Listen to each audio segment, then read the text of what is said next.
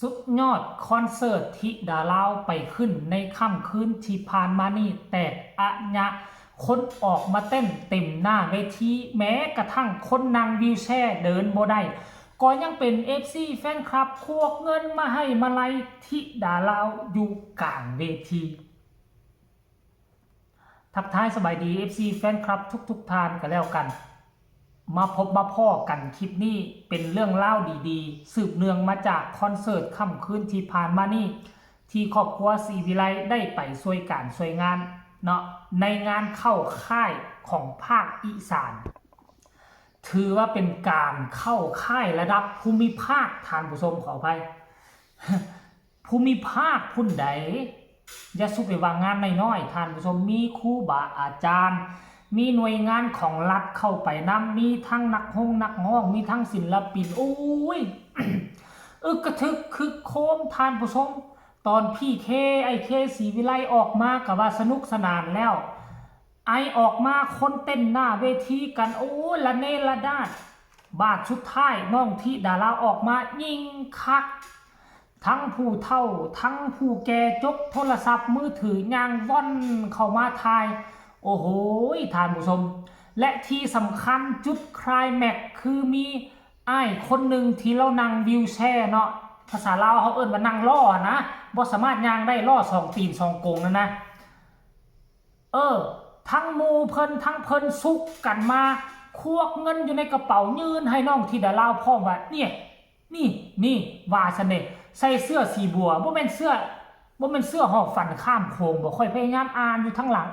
แล้วบ่เห็นหรือว่าเป็นเสื้อกุ้มของเพิ่นกับบ่แน่ชัดกับบ่แน่ใจท่านผู้ชมเห็นบ่ล่ะงานฟรีก็ไปได้แต่สิ่งที่ได้มาก็คือน้ำใจพอแม่อยู่ทั้งด้านหน้าเวทีบางบ่อนบางทีก็ให้ลายแน่บางบ่อนบางทีก็พอซื้อข้าวต้มข้าวนมบางม่องบางทีก็พอมีเงินใส่น้ำมันรถกลับบ้านพอผู้ศรีวิไลเว้าต่อพิธีกรว่าเนาะโฆษกพิธีกรประกาศว่างานฟรีทั่วประเทศไทยจัดมาได้พอผู้ศรีวิไลพร้อมไปทันทีถ้าว่าเป็นงานบุญงานบิณงานอย่างต่างๆว่าซะนี่งานเพื่อการกุศลงานเพื่อสังคมครอบครัวศรีวิไลพร้อมเดินทางไปแน่นอนว่าสั่นโอ้โหท่านผู้ชมเอ้ยอยากให้มีงานจ้างแบบนี้แล้วสนามแตกแบบนี้อีกจักงานหนึ่งท่านผู้ชมแต่ว่าพวกเจ้าอดใจรอไว้อดใจรองานจ้างอยู่ที่ประเทศลาวเมืองโขงดินแดนใต้สุดของลาวอยู่ฝั่งไทยนี่อาจจะเป็นงานซวยงานฟรีมาฝั่งลาวนี่เป็นงานจงงานจ้าง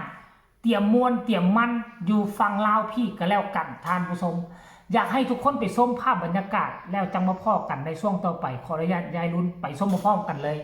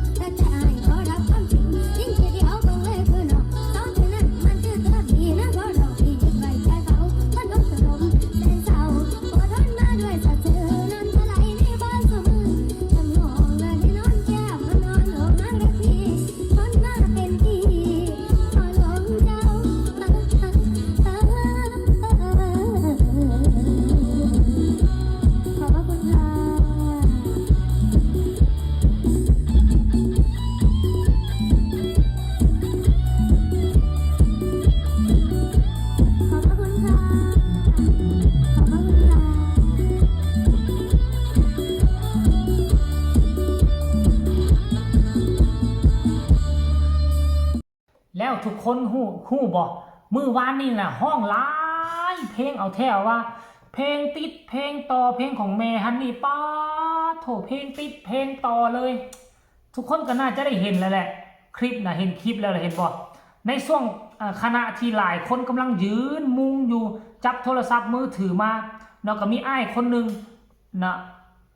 นั่งวิวแชร์มาเอาเงินให้แล้วพร้อมกับหมู่กับพักกับพวกของเพิ่น3 คนก็เอาให้ผู้ละเล็กละน้อยให้ผู้ละเล็กละน้อยโอ้ยบ่แม่พากันเต้นเนาะขั้นก่อนละนี่ว่าขาเราดีแล้วก็คงจะเต้นมาฟ้อนมาไปเลยใส่น้องธิดาลาวมาพุ่นแหละท่านผู้ชมเอ้ยอยู่บนเวทีก็มี4 คนมีไอเคเจี๊ยบไอ้น้องธิดาลาวขับกรอมเสียงขับเสียงลำโอ้ย FC แฟนคลับแม่นผู้ใดกับพากันควักเอาได้ธิดาลาวเอาเงินมาให้เอามาไล่มาให้เบิ่งแหมทุกคนเอ้ยเบิ่งแหมข่อยยังเบิ่งอยู่หลายรอบแล้วให้ติดให้ต่อให้ติดให้ต่อห่วยก็มีเงินซื้อขนมไปโรงงานโรงเรียนหลายเติบแล้วที่ดาราก็หลายท่านผู้ชม FC แฟนคลับเนาะอันนี้คือภาพรวมภาพบรรยากาศที่มันเกิดขึ้นในค่ำคืนที่ผ่านมานี่ท่านผู้ชมอยู่ในคลิปหั่นก็บ่สามารถเปิดเสียงให้ได้หรอกมันติดลิขสิทธิ์ท่านผู้ชมเนาะก็ได้มีแต่เอาให้ภาพให้ทุกคนได้เห็นก็แล้วกันคนก็บ่แม่นน้อยๆได้มายืนอยู่ทรงลงเซงเลงนี่น่าจะเป็นครูบาอาจารย์แล้วก็พ่อแม่ประชาชนอยู่แถวบริเวณนั่นและมาร่วมกันว่าแม่ป้าคนมาหาแบบบ่คาดสายถือว่าเป็นครั้งแรกที่ค่อยเห็นที่แสดงอยู่ประเทศไทยแล้วคนให้ความสนใจคนเอามาไล่น้ำใจมาให้ที่ดาราหลายขนาดนี้ท่านผู้ชมเอ้ยเอาเป็นว่าคลิปนี้ก็น่าจะฝากฝังเอาไว้ตอนเศร้าเพียงซ้ำนี้ก็แล้วกันฝากกดไลค์กดแชร์กดติดตามที่สำคัญอย่ากดข้ามโฆษณาเด้อ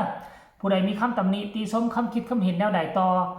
คอนเสิร์ตค่ำคืนที่ผ่านมานี่ก็ส่งข่าวมาได้ทางใต้คอมเมนต์สำหรับคลิปนี้ลาทานผู้ชมไปก่อนเนาะสบายดี